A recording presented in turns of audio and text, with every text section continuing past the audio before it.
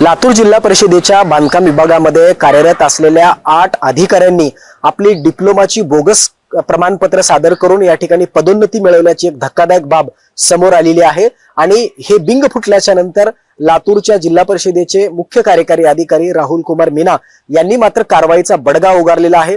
या 8 अधिकाऱ्यांना या ठिकाणी नोटीस बजावण्यात आलेल्या आहेत।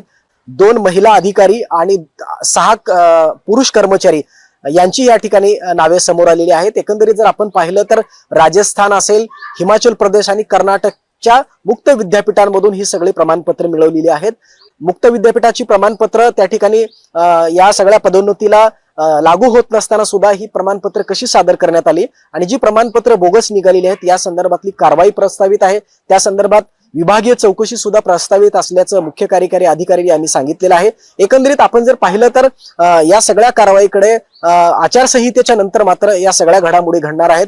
कारण लातूरच्या जिल्हा परिषदेचे सीओ यांनी सांगितलंय की आज जरी आपण या संदर्भात या 8 लोकांना नोटीस बजावल्या असल्या तरीही या संदर्भातली कारवाई आता सध्या जिल्हा परिषद आणि पंचायत समितीच्या निवडणुकांची आचारसंहिता असल्यामुळे आचारसंहिता संपल्याच्या नंतर या ठिकाणी कारवाई होणार आहे। त्यामुळे लातूर जिल्हा परिषदेच्या प्रशासनामध्ये एक मोठी खळबळ उडालेली आहे।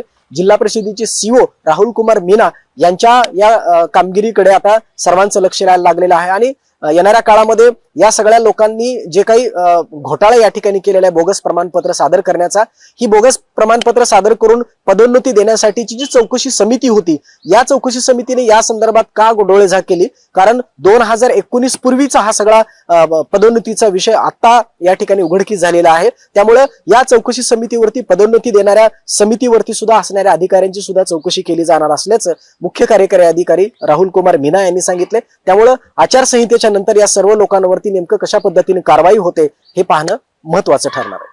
अजय गुडके, जय महाराष्ट्र न्यूज।